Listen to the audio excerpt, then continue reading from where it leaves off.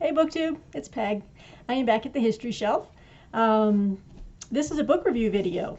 I finally got around to finishing the first book of the 3 that I promised I would cover on this channel as a result of a recent book review poll where I had opened up the comments field to all of your votes on which of the 3 books you would like for me to review. And one came in first and the other 2 were tied, and so I decided I was going to read all 3. So this book review is dedicated to the winner, Breakaway Americas, the Unmanifest Future of the Jacksonian United States by Thomas Richards Jr. And this is put out by Johns Hopkins University Press. A fabulous press, great history, and reading this book just reminded me of why I'm constantly drawn to university presses.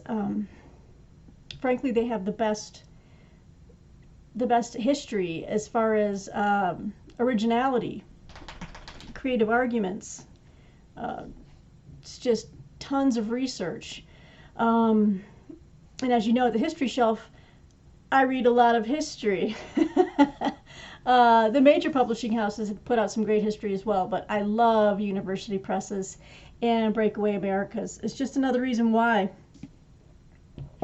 So the premise of this book, you know, I talked about it before as far as giving you a description of the abstract, and but what this book claims to do or aims to do is to shatter your notions of the United States as always just being foreordained to take over the entire continent as we know it.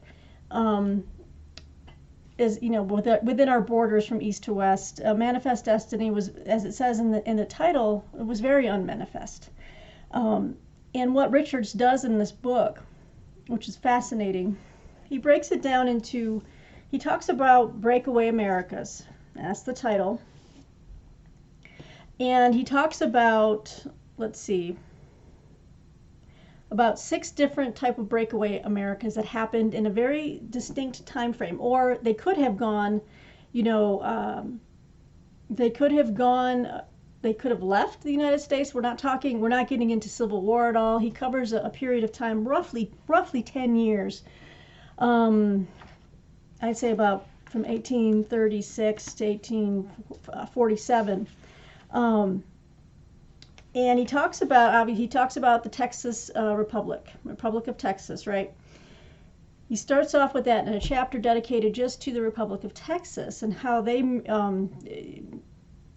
enfolded the ideas of improving upon America, improving upon the Constitution in their eyes. Then he also talks about a movement which I'd never heard of before. What he calls the chapter Perfecting America in Canada. And in Canada, around that little peninsula area between like Lake Erie and Lake, I think, Superior. Oh, not Superior. Might be Lake Superior. But, you know, just opposite the bridge from Detroit, there's the part of Canada that comes closest to America. They call that Upper Canada, which is fascinating. Deeper you go into Canada, they called it Lower Canada. So it's kind of like the same thing with the Upper and Lower Egypt. It's kind of reversed. But he talks about this movement where what they called the Patriots. They were trying to stage a rebellion against Great Britain. They wanted Britain out of Canada. They wanted to free Canada. So in this Texas moment that Richards outlines throughout this book, he contrasts and compares all of these different movements, what they had in common in their attempt to break away, what was different. And so he covers, again, Republic of Texas, the Canadian movement, which was very different in that it was another country, but it had Americans supporting the effort to overthrow Britain and get them out of Canada. So that was intriguing. Of course, he has the Mormons. He talks about their breakaway from the government, the Church of Jesus Christ of Latter-day Saints under Joseph Smith. He really goes into a lot of detail into what happened there as far as their power base in Illinois and what happened after Joseph Smith was assassinated in 1844, and they just decided, you know what, we're leaving the United States, period. So, in a sense, the Mormons, they were more of a theocracy. They wanted to set up a theocracy outside of the United States. We'll come back to them in a second. And then a fabulous chapter, so enlightening, on the Cherokee Nation and the quest for a native republic. Now, the Cherokees as a tribe were the most open to acculturating themselves to American mores and politics. They wanted to be assimilated, you know. So they were considered the most civilized and cultured of the Native American tribes at the time. And as we know, President Zachary Taylor was just horrific on the, you know, the Native Americans. His policies were genocidal, and even the Cherokees, who wanted to work with the Americans and, you know, become citizens, and, you know, they accepted the religion, the Protestant religion. They were just pushed out because they wanted the white man to have the land. So after the Trail of Tears, they were moved out to Indian Territory.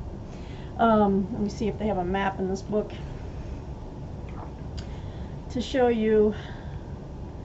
Where is it? Well, I guess this is really the closest thing we have here. So you see we have Indian Territory, right? And the Cherokees were pushed out of Georgia into Indian Territory. It shows up here the Mormon migration. Up here were the Patriots. This is that in between, right here. So in between those two Great Lakes, this was where there was some rebellion going on. You have the Texas migration. So just fast, and then the Oregon Territory, which goes to the back of the book. And then the Republic of California, which is, okay, I'm getting ahead of myself. Talks about the California experience, the Bear Flag Rebellion, the issues in Oregon. Oregon was a territory that was shared with Britain. At the time, they had they shared oversight of the territory. And then, so Oregon, California, Cherokee Nation, the Mormons, so Utah, the Canadian uprising, and the Texas Republic. So throughout the book, he really just delves into each movement. And one of the themes of this book is what drove people to, in a sense, emigrate outside of at the time, the borders of the United States, was the Panic of 1837, which is fascinating. So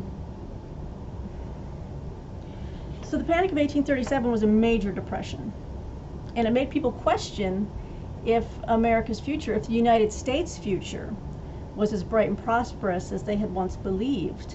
And it lasted for several years, so it really took a hard toll on people, and they were forced to, you know, go to extremes, picking up stakes and just going out into the unknown, trying to find land, just trying to find a way to survive. Like, I'd like to just read real quick from the book, just so you can, you know, hear how eloquently Richards puts it. Thomas Richards. He's far more eloquent than I am, apparently. I can't seem to express it as well as he does. So the Panic of 1837 happened shortly after Martin Van Buren was inaugurated as president in 1837. So 5 weeks after his inauguration, the U.S. entered the most severe depression in the nation's short history. Fueled by a combination of rampant speculation, transatlantic miscommunication with British financiers, and Jackson's ad hoc banking policies, the Panic of 1837 devastated Americans of all social classes and backgrounds. Although the economy rebounded briefly in 1838, it cratered again in 1839, this time for several years, only rebounding in 1846. During this time, 9 states defaulted on their debts. Prices collapsed across the Union. And one historian estimated that 30,000 businesses failed, with the amount of specie available reduced by half. The human cost of these developments was incalculable. With minimal federal or state aid for the millions affected, debt and bankruptcy invariably led to destitution, malnutrition, and starvation. So, as he outlines here, it was extremely severe. And again, as he says here, it led people, the nationwide depression and individual hardship led Americans to begin to wonder if the U.S.'s future was no longer bright. Yeah, so the Panic of 1837 runs throughout these chapters. Has it impacted the individuals involved, not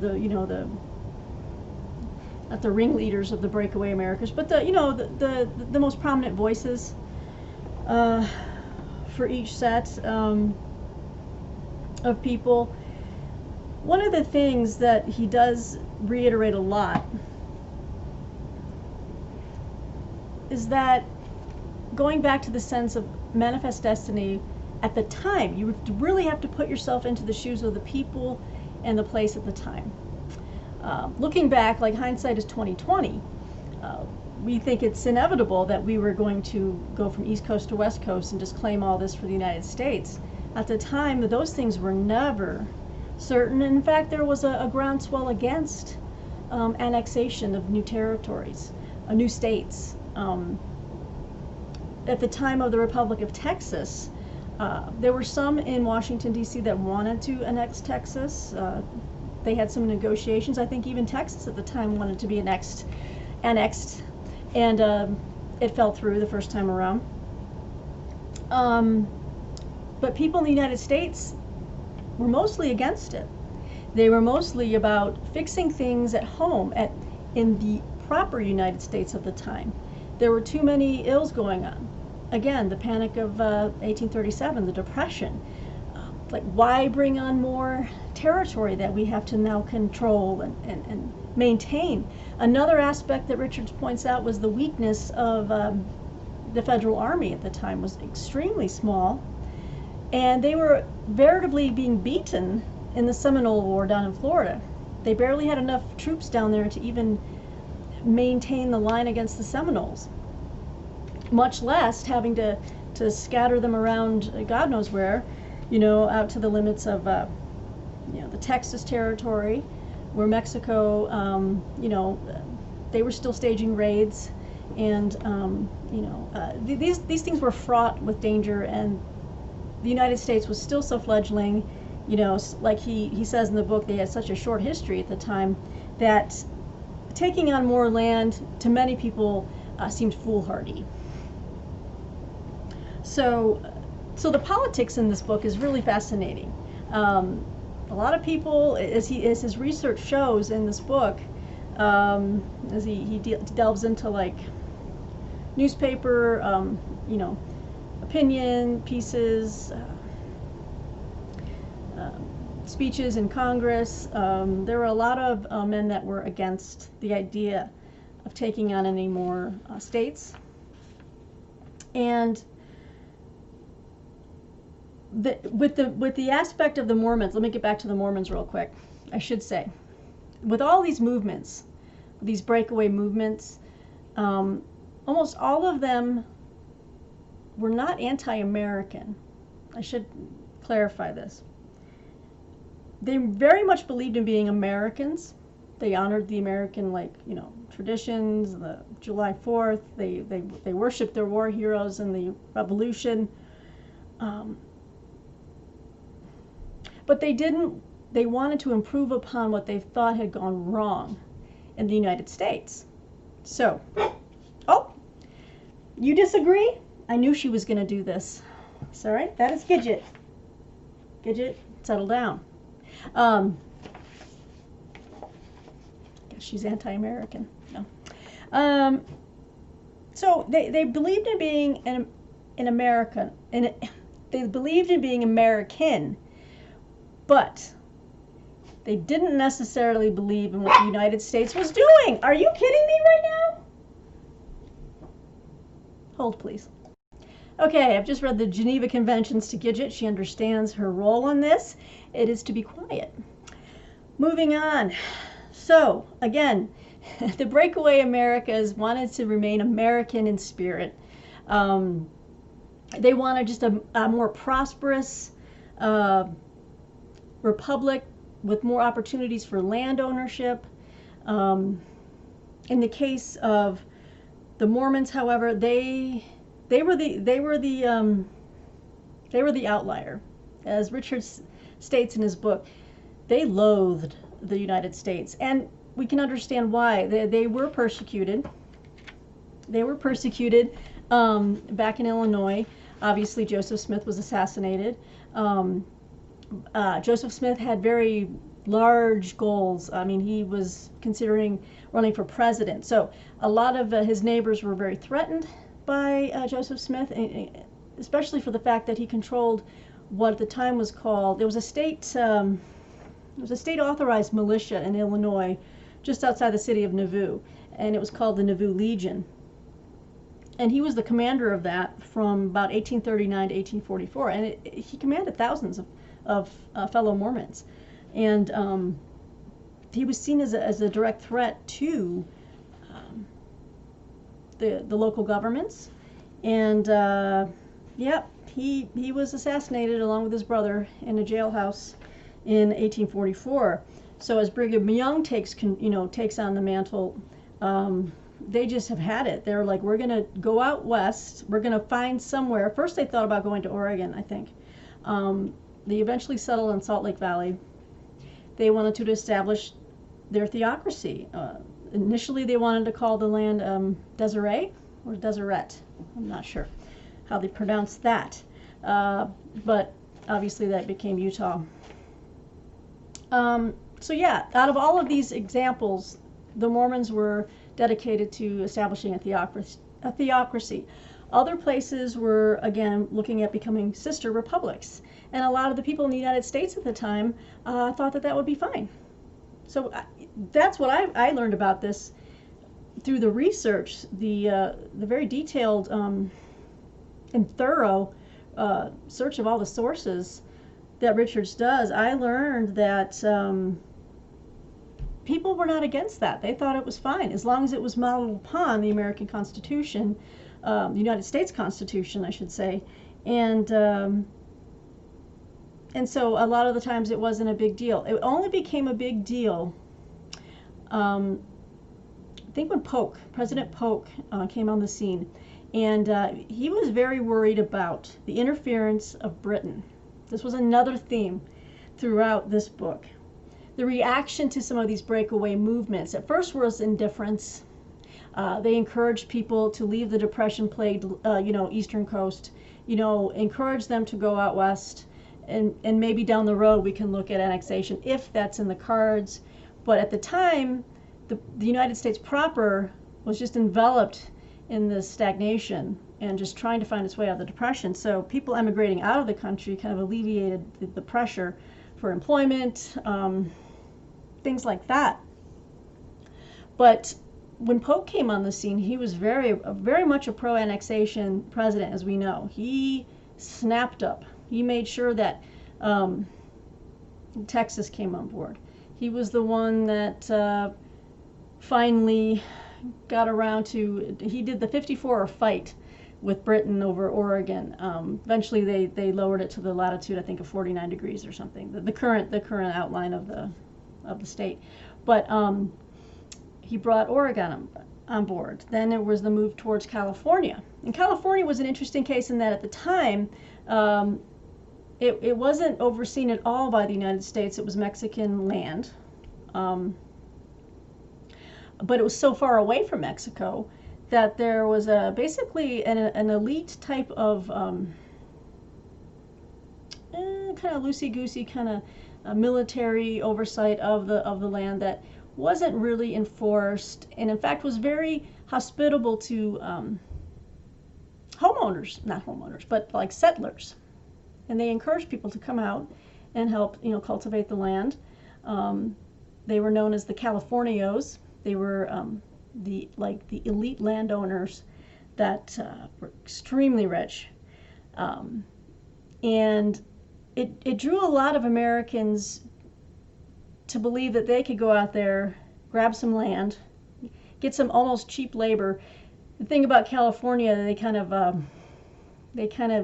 little hypocrisy going where they would say we're against slavery, but they really utilized the ultra cheap labor of Native Americans that was literally one step away from being slavery, in a sense.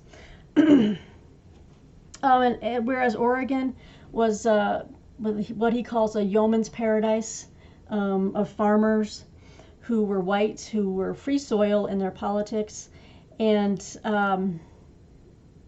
went out there for land, and they found it hard to come back to the States because of the fact that the land was plentiful. Over time, though, they did want United States intervention because they were wanting to take more land from the Native Americans, but they needed the backing up of U.S. troops and installations, military forts and installations to help with that. But let me read real quick what he says about all six of these movements. A Republic of Upper Canada, the Mormon city-state of Nauvoo, a united Indian territory, a Mormon empire in the Salt Lake Valley, autonomous Alta California, a shared Oregon country, a California or Pacific Republic. And then he references three of the men who had gone through those areas. Belknap, Dana, and Hastings traveled through, attempted to create, and participated in a dizzying number of political formulations between the years 1838 and 1846. Of course, none of these formulations lasted very long, and none ever achieved international recognition of its self-sovereignty. Despite the precarious and brief existence of these creations, however, thousands of people, mostly Americans, dedicated themselves to their construction. At various points, Americans traveled hundreds of miles, wrote political documents, created political bodies, cleared farmland, started businesses, joined armies, and even fought and died for polities that, at least in retrospect, had little hope of surviving.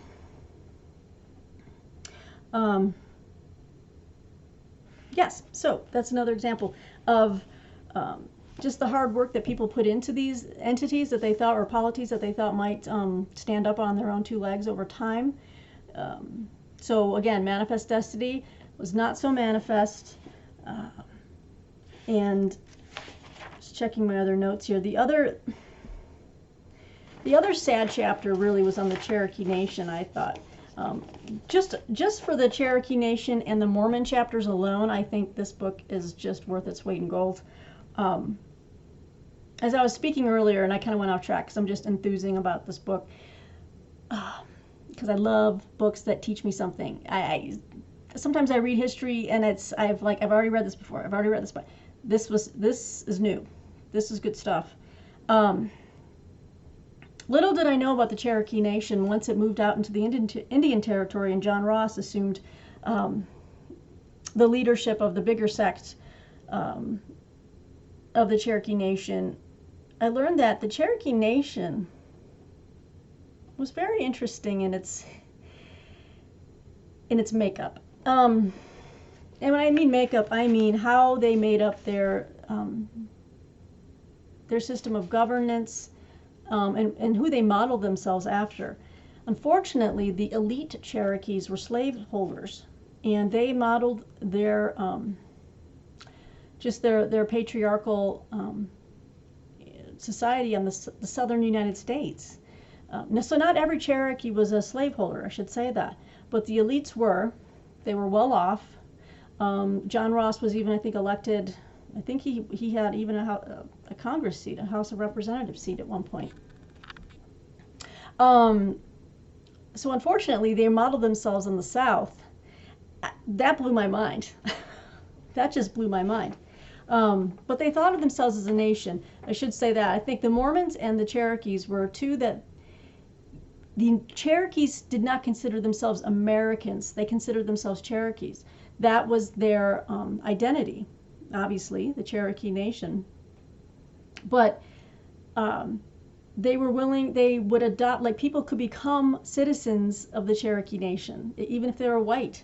they were open to adopting people who were willing to live like them and to abide by their laws.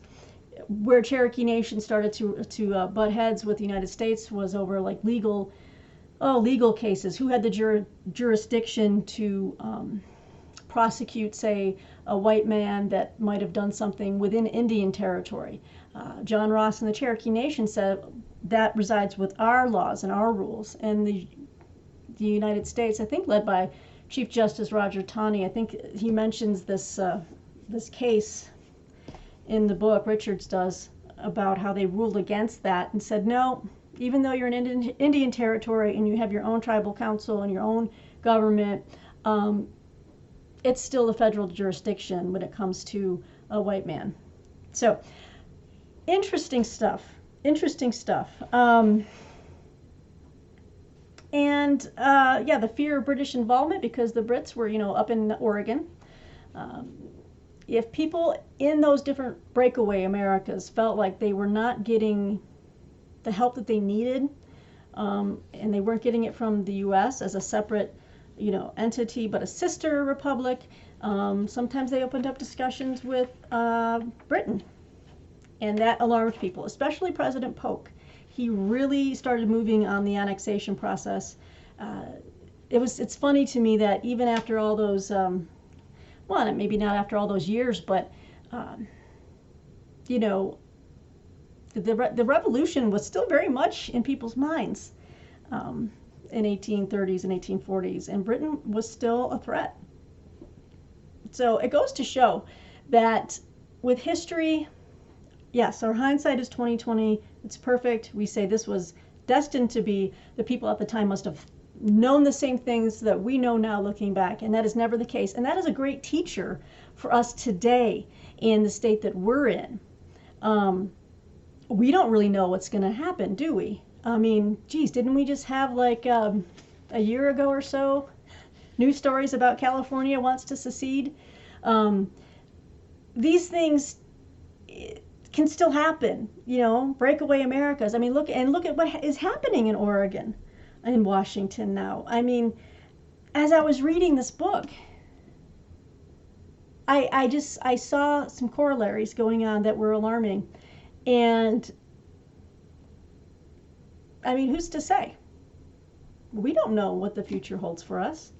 Just like these folks back then didn't. They thought they might establish a Pacific and Oregonian republic. They were thinking California and Oregon might combine to make their own vast little republic on the West Coast. And it's just, in a sense too, it goes to show you the great man of history theory, right? Some people believe history moves along in grand movements of people, places, and eras. And I've always believed that one man, one person, one woman can have a direct impact on history. I mean, look at Hitler. Look at Stalin. These were not great people. They could be bad people. And in this case, I think Polk really changed the course of history in the fact that he knitted together all these different polities and brought them on board. And then after that, it was just a matter of time before the rest of America just started to, coalesce, and states were formed, and that was it. But anyway, I like how he ends this book because, where's this history of all these breakaway movements? What does that tell us? What does that tell us about America, about American spirit? And what does that tell us? Where did it end? When did the breakaway Americas end?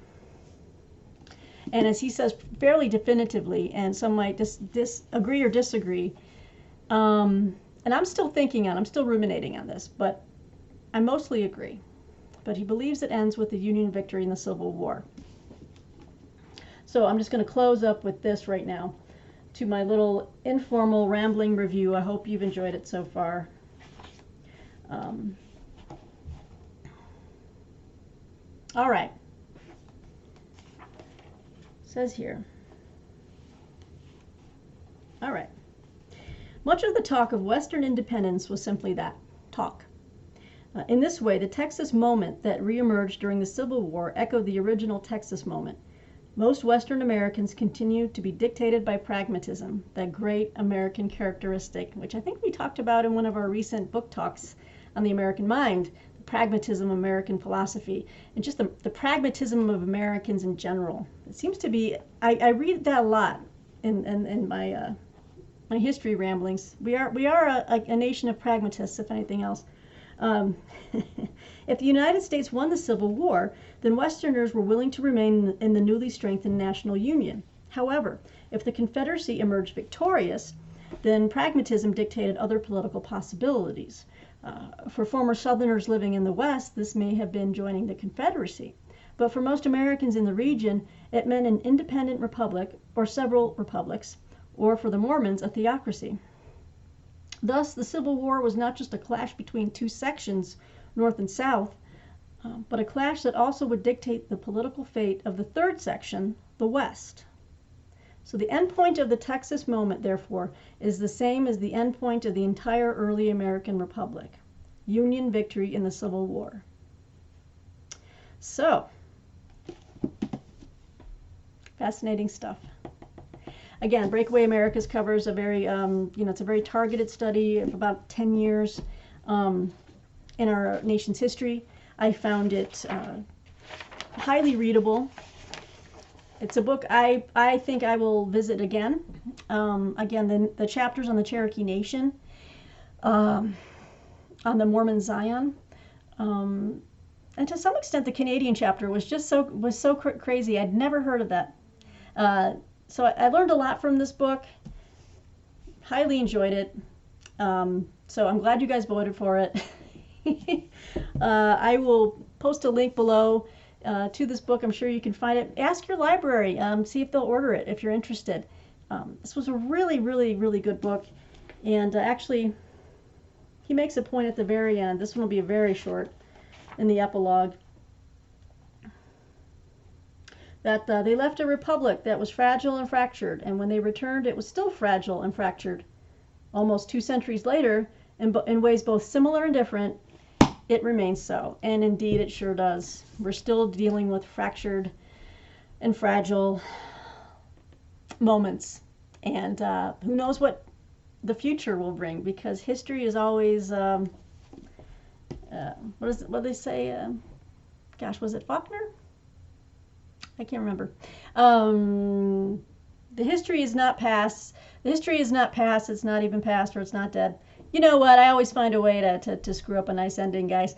Anyway, ask your library about this book. Or check it out on Amazon, or go to Johns Hopkins University Press website. I'll link the website below. It was a great book, and I've moved on to the second book now that I will be reviewing for you guys real soon. I took off the jacket because it was sliding in and out of my hands, but Whaling Captains of Color by Skip Finley. Making good progress through that. And then I'm moving on to the other book that was tied with the Whaling Captains of Color, Death at the Edges of Empire. Fallen Soldiers, Cultural Memory and the Making of an American Nation by Shannon Bontrager. So, that is... that's on the pike. You know, I'm always doing a lot of reading here. I always find I always find it hard to say goodbye to you guys. But it's 33 minutes. I've taken up enough of your time. I hope you enjoyed some of this review. Let me know what you think below. And we'll talk again, BookTube. Thank you. Bye.